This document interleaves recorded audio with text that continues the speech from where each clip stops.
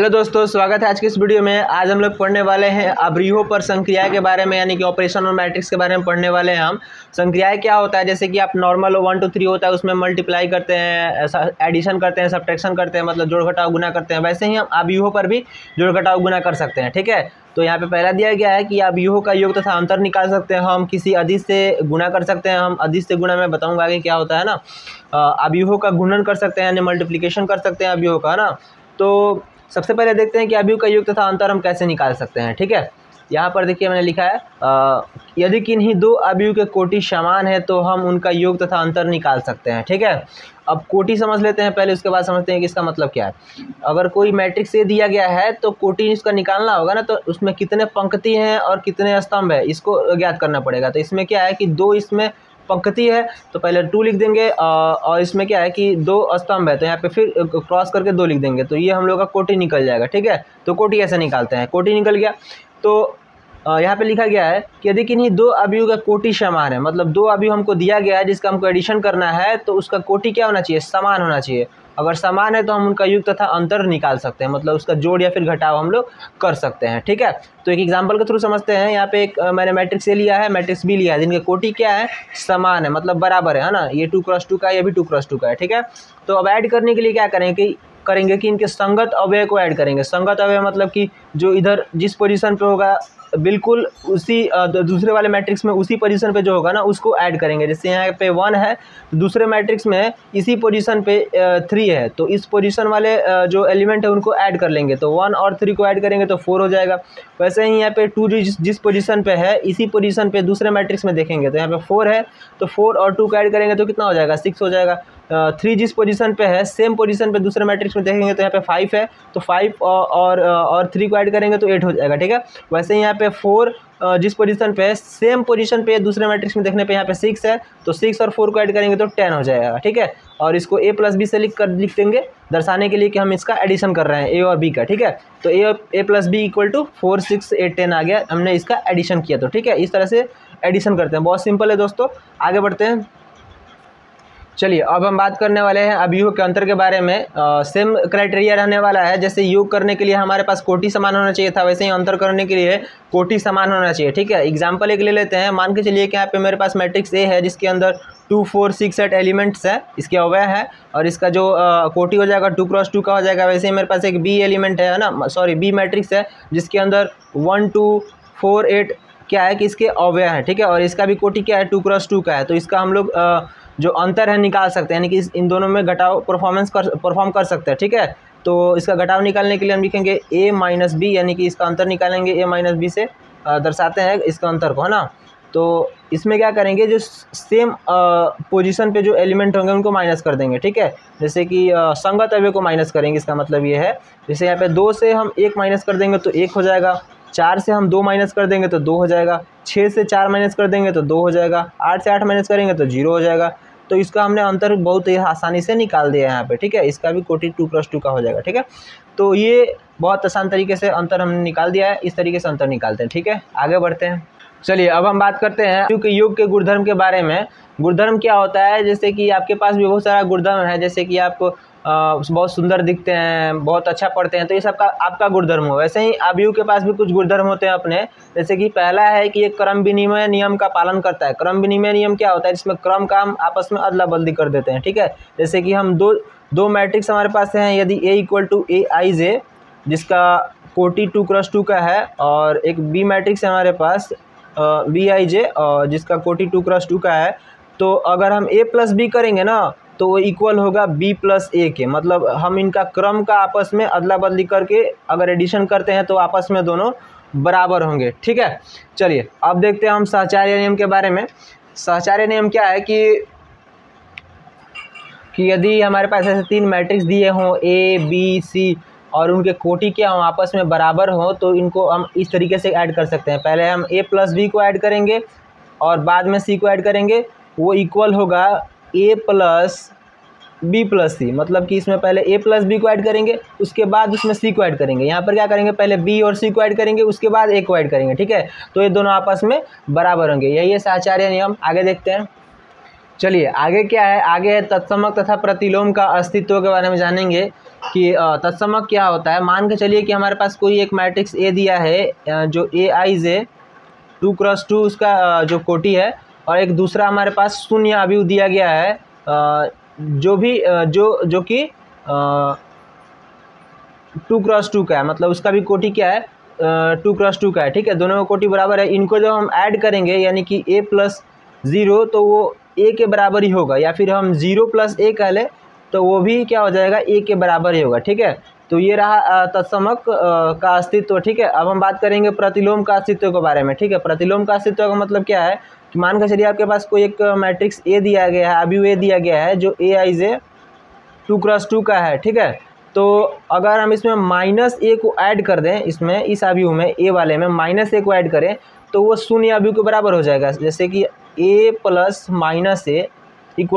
= शून्य अवयव। ठीक है, वैसे ही -a + a ये भी हो जाएगा शून्य अवयव के बराबर। तो ये है प्रतिलोम का अस्तित्व और ये है हम लोग का तत्समक का अस्तित्व। ठीक है, चलिए अब हम बात करते हैं अवयव के अदिश गुणन के गुणधर्म के बारे में, प्रॉपर्टीज़ के बारे में। अदिश गुणा करते हैं तो उसके क्या क्या प्रॉपर्टीज़ होते हैं, जैसे कि यहाँ पे दिया गया है यदि a तथा b समान कोटि m × n वाले दो अवयव हैं, मतलब इन दोनों का कोटि समान है, और k तथा l दो अदिश हैं, तो ये प्रॉपर्टीज़ दो हो सकती हैं। क्या है, k × a + b = k + kb, और दूसरा क्या है k + l × a मैट्रिक्स से हम मल्टीप्लाई कर रहे हैं दो अदिश में, तो KA + LA हो जाएगा। ठीक है, इसको हम एक एग्जांपल लेकर समझते हैं। मान के चलिए हमारे पास ये A मैट्रिक्स जो है वो 2 4 6 2 है, जो 2x2 का है ना, और यहाँ पे एक B मैट्रिक्स है हमारे पास जो है 3 2 1 0। ठीक है, ये भी 2x2 का है। ठीक है, तो और मान लेते हैं कि यहाँ पे K है। ठीक है, अब हम जब A + B कर रहे हैं तो और k से मल्टीप्लाई कर रहे हैं तो ये क्या हो जाएगा, k से a में मल्टीप्लाई हो जाएगा, k से b में भी मल्टीप्लाई हो जाएगा। ठीक है, यहाँ पे 2 4 6 2 + 3 2 1 0। ठीक है, मैंने कुछ नहीं किया, बस इन दोनों को यहाँ पे एडिशन में लिख दिया। ठीक है, अब इन दोनों में क्या है, k से मल्टीप्लाई है तो k यहाँ पे लिख देंगे।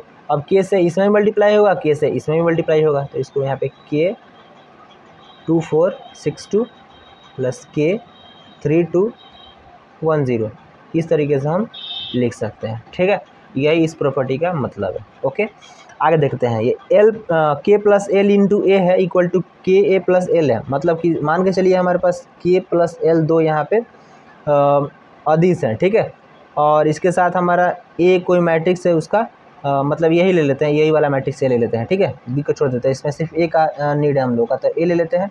तो इसका अगर मल्टीप्लाई है तो सिंपल क्या है, k + a लिख दीजिए और a मैट्रिक्स लिख दीजिए यहाँ पे 2 4 6 2, दोनों को इसको लिखने के बाद और इसको कोष्ठ में कर दीजिए। अब k से भी मल्टीप्लाई होगा, इसमें l से भी मल्टीप्लाई हो जाएगा। इसका अगर अपोजिट समझे तो इस मैट्रिक्स से k में भी मल्टीप्लाई होगा, इस मैट्रिक्स से l में भी मल्टीप्लाई होगा। ठीक है, दोनों का मतलब वही है। तो पहले तो हम k से मल्टीप्लाई कर देते हैं, तो k × 2 4 6 2 हो जाएगा यहाँ पे।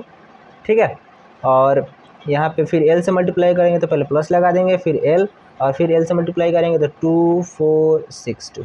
ठीक है, तो इस तरीके से हम दोनों प्रॉपर्टी को समझ सकते हैं।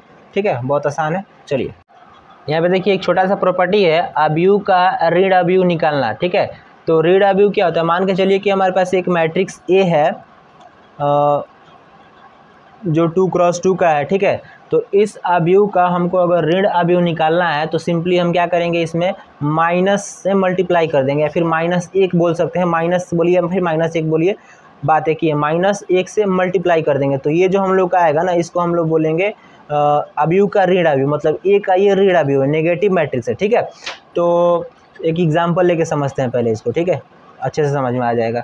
मान के चलिए मेरे पास एक यहाँ पे A मैट्रिक्स है 3 1 -5x, ऐसा हमारे पास एक मैट्रिक्स है। ठीक है, तो हम क्या करेंगे, इसका ऋण अवयव निकालेंगे, A का ऋण अवयव। ठीक है, नेगेटिव मैट्रिक्स ऑफ A, तो माइनस से लिखेंगे, इसको माइनस से लिखेंगे। ठीक है, = में अब क्या करेंगे, इस सब को माइनस से गुना कर देंगे, फिर -1 से बोले तो। ठीक है, दोनों बात एक ही है।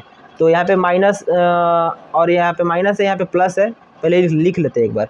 माइनस लिखेंगे यहाँ पे 3 1 -5x। ठीक है, अब क्या करेंगे, माइनस से मल्टीप्लाई करेंगे। ठीक है, तो यहाँ देखिए यहाँ पे क्या है, प्लस है और यहाँ पे माइनस है, तो क्या हो जाएगा, -3 हो जाएगा। यहाँ पे प्लस है माइनस है तो -1 हो जाएगा। यहाँ पे माइनस है तो प्लस हो जाएगा। यहाँ पे प्लस है, यहाँ पे माइनस है, तो क्या हो जाएगा, यहाँ पे -x हो जाएगा। ठीक है, तो ये हम लोग का जो निकला है ना, इसी को बोलते हैं नेगेटिव मैट्रिक्स ऑफ ए।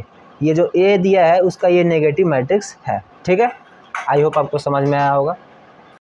आइए यहाँ पे हम एक क्वेश्चन को देखते हैं, जो अभी हमने पढ़ा उसी पे आधारित क्वेश्चन है। ठीक है, बहुत आसान क्वेश्चन है। कह रहा है यहाँ पे, यदि a तथा b तथा 2a + 3x = 5a दिया हो तो अवयव x ज्ञात करें। ठीक है, मतलब यहाँ पे दो मैट्रिक्स दिया है a और b, तो यहाँ पे एक इक्वेशन दिया है 2a + 3x = 5b, तो हमें इस x वाले मैट्रिक्स को ज्ञात करना है। चूँकि x दिया नहीं है, a भी दिया है, तो a b का वैल्यू पुट करके हम x का वैल्यू ज्ञात कर सकते हैं। यहाँ पे x जो मैट्रिक्स है उसका। ठीक है, तो दो तरीके से बना सकते हैं। एक तो है कि यहाँ पे 2a का वैल्यू निकाले, 5b का वैल्यू निकाले और डायरेक्ट इस इक्वेशन में पुट कर दे। ठीक है, दूसरा तरीका क्या हो सकता है कि हम इस इक्वेशन को पहले सॉल्व कर ले और सॉल्व करने के बाद फिर उसमें हम x का वैल्यू निकालें। ठीक है, तो सबसे पहले हम इस इक्वेशन को सॉल्व कर लेते हैं, दूसरा तरीका अपनाते हैं। ठीक है, यहाँ पे हम लिखेंगे 2a + 3x = 5b और लिख लेते हैं। ठीक है,